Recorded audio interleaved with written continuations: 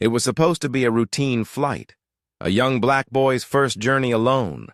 But moments after takeoff preparations began, fear replaced excitement. A flight attendant accused 12-year-old Malik of sneaking into first class and called airport police. Cameras rolled, passengers whispered, and the boy sat frozen in confusion. No one knew who his mother was until her arrival turned the entire airport upside down. By the end of the day, reputations were ruined, jobs were gone, and an airline's dirty truth was exposed. Watch till the end to see how justice found its voice. Wait a second. Tell us where you're watching from in the comments, and don't forget to subscribe for more powerful stories like this. Malik was 12, bright, curious, and endlessly polite. It was his first time flying alone. His mother, Aisha Kamara, was a senior executive at one of the largest airlines in the country, a woman known for her integrity and leadership. That morning, she made sure everything was perfect. A seat upgrade, a meal arranged, and special assistance at boarding. You don't get to walk up here and demand anything. Do you understand me? His favorite I wasn't comment, demanding, I just asked and the to see kind the of captain. confidence You only a overstepped, loving home and you disrupted could this give. cabin. Ma'am, please. He's a As he child. And he stepped needs to onto start the acting like plane, one. All right, let's take a a breath. few Nobody's under passengers arrest. We're just smiled, going to but talk this others through. looked not him afraid to over, talk. silently questioning his place in first class. He didn't notice their glances. He was just excited to look out the window. But when a white flight attendant walked toward him, clipboard in hand and suspicion in her eyes, Malik's perfect day began to unravel. What should have been a proud moment became the start of a nightmare. The flight attendant, Rebecca, frowned as she glanced at Malik's seat. "You're not supposed to be here," she said sharply. Malik tried to explain that his mother had arranged everything, but she didn't listen. She demanded to see his ticket, scanning it with a scowl. Without properly checking the records, she whispered to another crew member, then made a call over the intercom. Moments later, the cabin buzzed with whispers. Rebecca claimed there was a security issue. Within minutes, 2 airport security officers boarded the plane. Passengers watched as Malik, confused and shaking, tried to understand what was happening. He had done nothing wrong. The officers asked for ID. His small hands fumbled as he handed them his ticket and passport.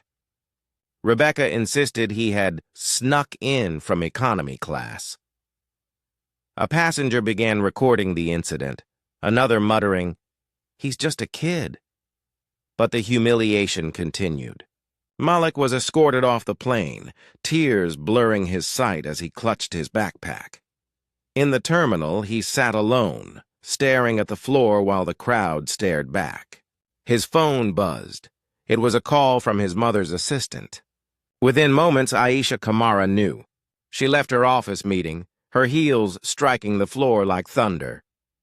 What no one knew was that the woman rushing toward the gate was one of the highest-ranking executives of that same airline, about to make corporate history.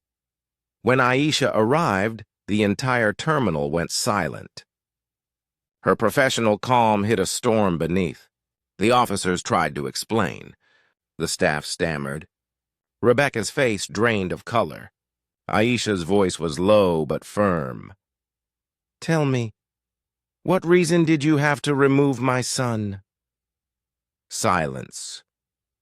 Rebecca mumbled something about security protocol. Aisha calmly took out her corporate ID, stamped with the airline's seal and her title, Senior Vice President of Operations.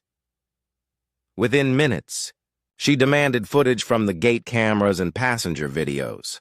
The truth was undeniable. Malik's only offense was sitting where his mother had legally placed him.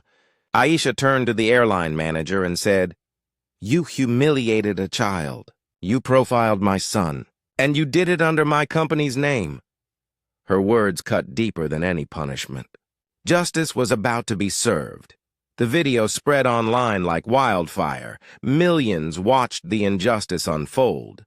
Within 24 hours, the airline faced public outrage. Rebecca and her supervising manager were terminated, and a full-scale internal review began.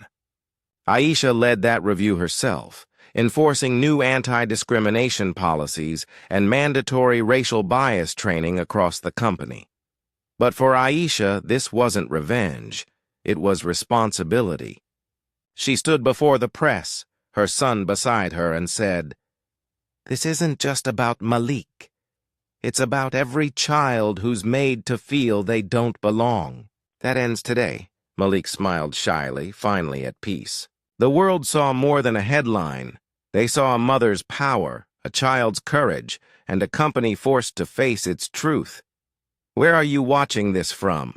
Please tell us your city and country in the comments below. Take care.